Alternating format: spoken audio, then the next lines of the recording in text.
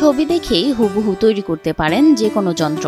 দেশি কিংবা বিদেশি জটিল যন্ত্র তৈরি করা যেন কোনো ব্যাপারই না তার কাছে। আমি তো মনে করেন প্রায় 50-60 রকমের কৃষি যন্ত্রপাতি তৈরি করছি, যা কৃষকের হাতে হাতে সমাদিত। আর আমি যেগুলো তৈরি করেছি দেখি বিদেশিকে ফলো করি, যেগুলো বিদেশি যন্ত্র আসে এগুলো আমি অবিকল তৈরি করি। দেশের কৃষি ক্ষেত্রে আধুনিক প্রযুক্তির এক দৃষ্টান্ত স্থাপন করেছেন তিনি। বলছি বগুড়ার কৃষি যন্ত্র বিজ্ঞানী আমির হোসেনের কথা।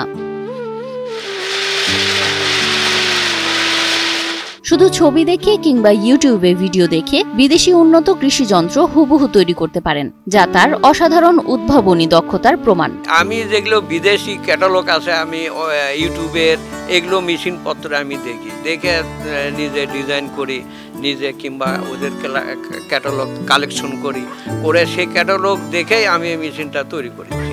এটা আমি ছবি থেকে এটা আমি তৈরি করে ইনশাআল্লাহ সাকসেসফুল হচ্ছি। তার অন্যতম উদ্ভাবন হলো অটো লাঙল, যা মাটির 3 ফুট নিচে চাষ করতে সক্ষম। এই পদ্ধতি মাটির উর্বরতা বাড়ায় এবং কৃষিতে সার, সেচ ও কীটনাশক ব্যবহারের পরিমাণ কমায়, ফলে কৃষকদের খরচও কমে যায়। চাষটা যাতে আমাদের বাংলাদেশে উন্নত পদ্ধতিতে হয়, ওদের মান সম্পন্ন, সেই আদলে আমি এই অটো নাঙ্গলটা এটা আপনার অনুজীবকে উঠায় নিয়ে আসবি মাটির প্রায় 3 ফিট 4 ফিট গভীর থেকে অনুজীবকে নিয়ে এসে ফলনের উৎপাদনশীলতা বাড়াবে এবং কৃষকের, আমি মনে করি এই যন্ত্রটা ইউজ করলে কৃষকের মুখে হাসি ফুটবে।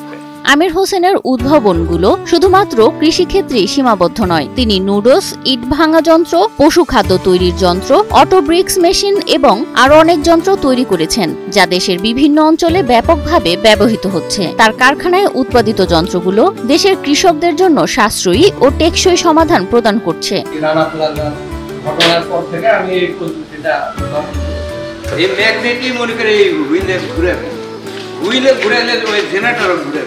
জেনারেটর থেকে কারেন্ট এসে মোটর ঘুরাবি, মোটর আবার এই জেনারেটর ঘুরাবি, আর এখানে আপনাকে দেখাচ্ছি, এখানে এটা আমি এই চুম্বকটা নিউট্রাল করে দিই, তখন এটা স্বাভাবিকভাবে চলছে। এদিকে আসো।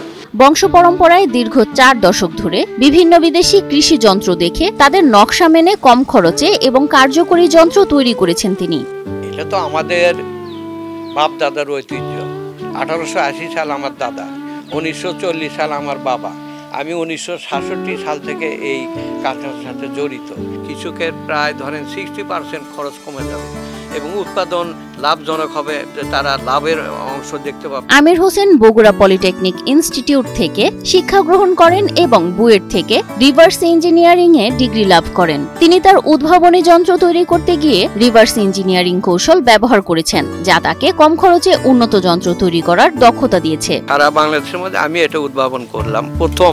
এটা প্রাথমিক এবং পরীক্ষামূলক চালানো হবে। 1976 সালে বগুড়ার বিখ্যাত চিকন সেমাই বানানোর যন্ত্র দিয়ে তার কৃষি যন্ত্র উদ্ভাবন শুরু হয়। এটা আমি একটা কৃষি নতুন আধুনিক যন্ত্র তৈরি করেছি, যেটা কৃষকের জন্য লাভজনক। তার উদ্ভাবনী কাজের একটি বড় লক্ষ্য হলো কৃষকদের জন্য আধুনিক যন্ত্র তৈরি করা, যাতে তারা কম খরচে অধিক উৎপাদন করতে পারেন। এটা কৃষকের জন্য একটা বিশাল একটা মাইল ফলক হবে, এটা যদি সফলতা অর্জন করতে পারে। আমির হোসেনের কাজ সরকারি সহযোগিতার মাধ্যমে আরো উন্নত হতে পারে বলে মনে করেন তিনি। শুধু তাই নয়, উক্ত যন্ত্রগুলো তিনি বিদেশে রপ্তানি করার সম্ভাবনাও দেখছেন।